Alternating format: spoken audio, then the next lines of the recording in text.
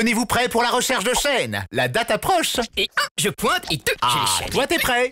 Le 14 mai, tous à vos postes. Pour continuer à recevoir la TNT, lancez une recherche de chaîne à l'aide de votre télécommande. Plus d'informations sur recevoirlatnt.fr. Bonjour et bienvenue sur lecambréisien.tv. Cette semaine, nous parlons handicap et des actions qui sont mises en place par la ville ou par d'autres structures en faveur des personnes handicapées.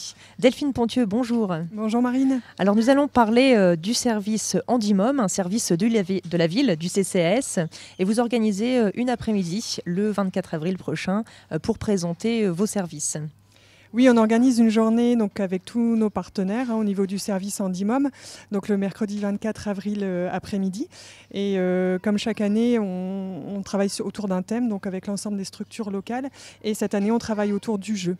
En fait, on s'est rendu compte que certains parents, sortis en fait, des soins, des rééducations qu'ils mettaient en place pour leurs enfants, se demandaient quel jeu ils pouvaient proposer pour tout simplement passer du temps avec leur enfant, quel jeu ils pouvaient trouver ou ils pouvaient adapter.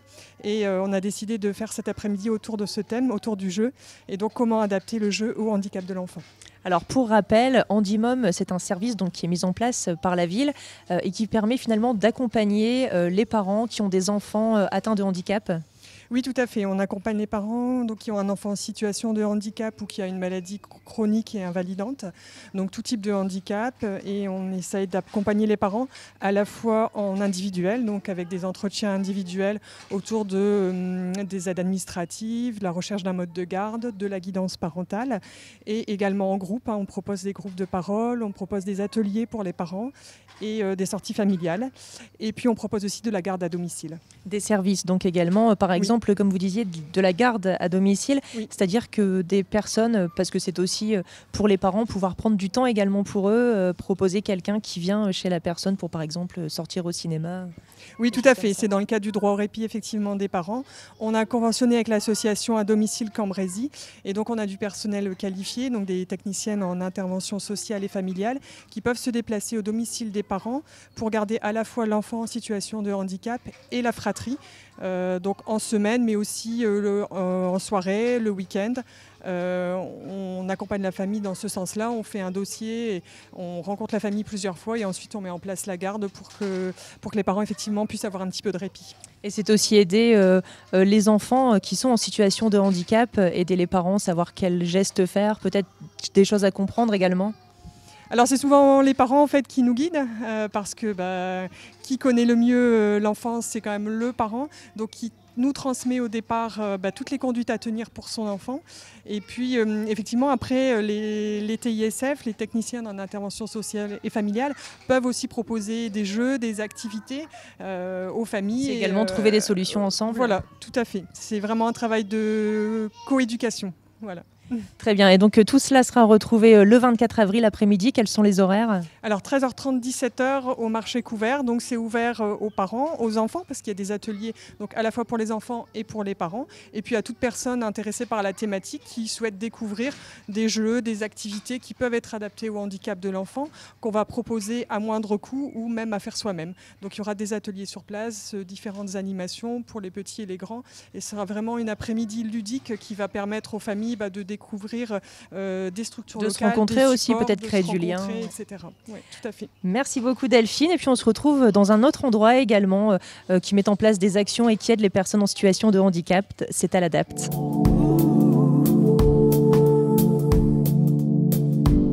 Alors toujours au sujet du handicap, nous voici maintenant à l'ADAPT. L'ADAPT gère donc, accueille au total 600 personnes au total sur la région. On se trouve ici au centre de Cambrai qui accueille également enfants et adolescents. Bonjour Stéphanie Morel, vous êtes infirmière ici dans cette unité. Alors est-ce que vous pouvez nous parler un petit peu de votre activité au quotidien? Qu'est-ce que vous faites ici ? Donc en fait, je suis infirmière depuis 30 ans à l'ADAPT de Cambrai. On accueille donc des enfants dans un centre de rééducation avec un statut IEM, donc Institut d'éducation motrice, et certains enfants qui sont en service de soins de suite et de réadaptation, donc un peu plus médicalisés, on va dire. D'accord, et donc comme vous m'expliquiez tout à l'heure, en tout cas, vraiment votre objectif ici, c'est de rendre un certain bien-être à tous ces enfants ? Voilà, c'est ça. Donc en fait, on a un CLUD, Comité de lutte contre la douleur, qui s'est créé il y a une quinzaine d'années, avec plusieurs membres de différents métiers en fait qui s'est constitué. Et donc le souci de chacun, c'est le bien-être, évaluer la douleur, essayer d'amener le côté ludique dans les soins pour éviter toute appréhension, le fait d'emmener l'enfant, par exemple, avec un petit bolide faire un vaccin. On a déjà mis en place pas mal de choses avant, le patch d'EMLA pour avoir moins mal au niveau de l'injection. On a expliqué le soin pour avoir moins d'appréhension. On a utilisé des jeux, les bulles, on explique les choses par les Playmobil, les choses comme ça à travers plein de soins. Et là, donc, on part faire le vaccin chez la pédiatre, par exemple, avec le petit bolide. Alors, évidemment, on est victime de notre succès. Alors, le petit bolide, pour rappeler ce que c'est, vous avez eu la chance d'avoir un donateur, en fait, voilà, c'est ça, qui vous a offert ces petites voitures. Voilà, donc on a reçu 3 petites voitures télécommandées, avec les petites lumières, la radio, musique. etc. La musique, la radio, on peut mettre des clés USB, donc tout y est. Et on a eu en essai aussi des harnais en fonction de la physiologie de chaque enfant et de la tenue de tête, tenue de tronc, pour pouvoir les utiliser au mieux et de façon les plus adaptées possible. Et évidemment être soucieux de la sécurité de l'enfant. Et voilà, et ça se passe très bien. On a eu l'occasion de faire quelques petites expériences. Je pense par exemple à une petite qui est partie faire des injections de toxines botuliques. C'est quand même un soin invasif. Ouais. Et franchement, habituellement, elle aurait pleuré sur un soin. Elle est assez... anxieuse, voilà. Et là, ça s'est très, très bien passé. Ensuite, on a eu une autre enfant qui est allée faire un bilan urodynamique, donc pareil, pose de sonde urinaire, etc. Et franchement, ça a été un vif succès. Et voilà. Et donc, le plus compliqué, finalement, peut-être, c'est de les faire sortir de ces petites voitures après les soins. Voilà, c'est ça. En fait, quand le soin est terminé, non encore. Et comme on a 3 véhicules, et en fait, ils veulent tous les essayer. Voilà, alors on a un véhicule, un Ranger qui est constitué... en plus, ce sont des belles voitures. Oui, oui.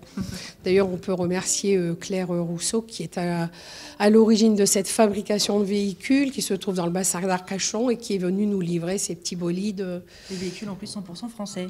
Voilà, exactement. Merci beaucoup Stéphanie. Et puis on parle d'une autre opération qui consiste cette fois-ci à recycler.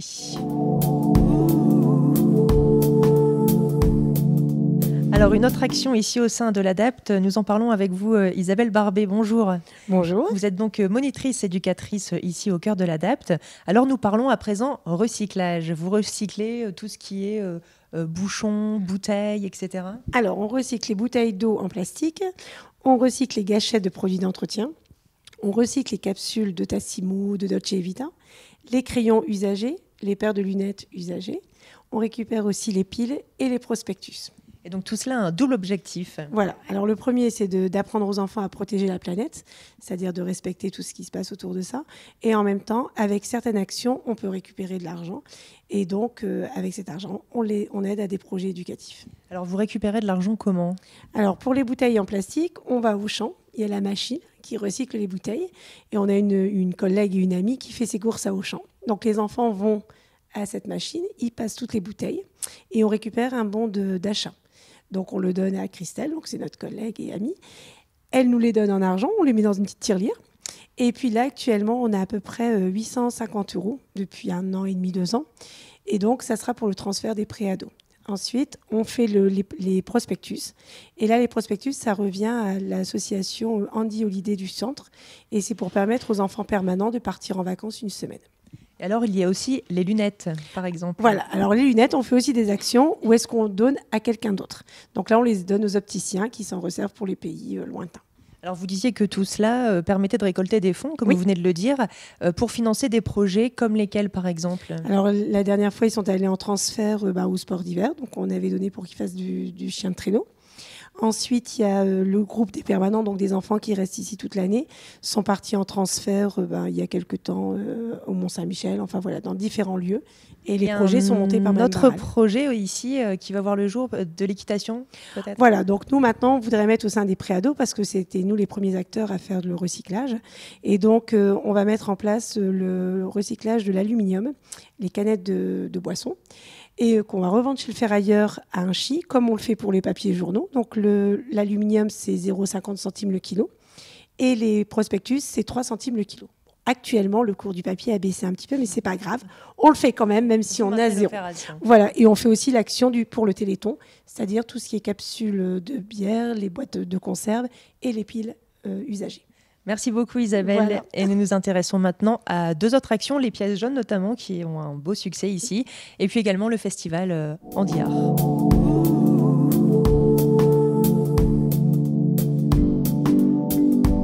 Et on termine ce mag à l'Adapte, toujours avec Marie-Pascale Despierres. Bonjour.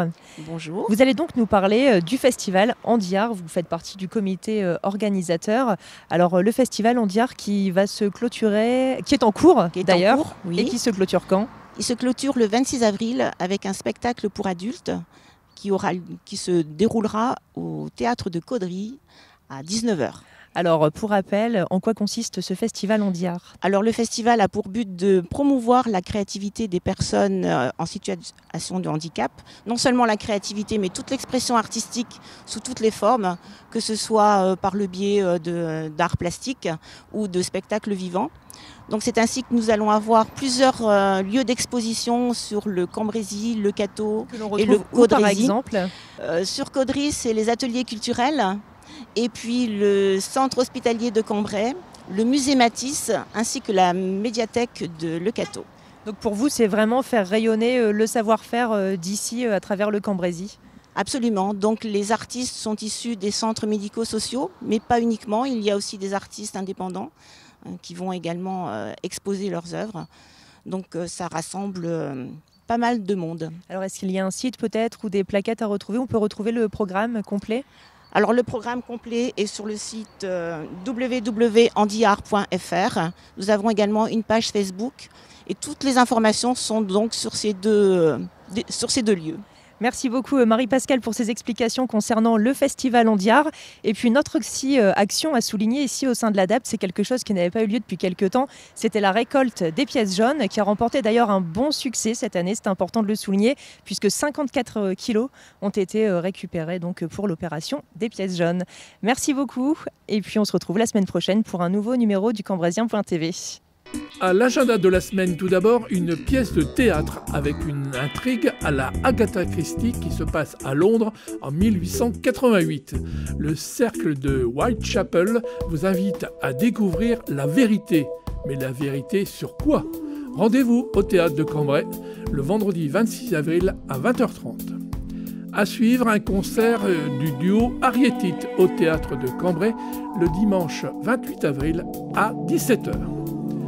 Retrouvez à suivre le programme des festivités à Cambrai jusqu'en juillet prochain. Cambrai en fête et en musique avec 6 grands événements à ne pas manquer. Du 12 au 14 avril, le festival de musique alternative, le Bêtise Fest au Palais des Grottes. Le printemps des musiques actuelles, les 4, 11, 18 et 25 mai, derrière le cinéma Palace. Le 24 mai, grand concert gratuit avec le Energy Music Tour sur la Grand Place. À suivre les 24, 25 et 26 mai, les American Journées, le 19e festival de country au Palais des Grottes. Musique encore avec la fête de la musique le 21 juin. Enfin, musique classique avec les musicales du 4 au 10 juillet au théâtre de Cambrai.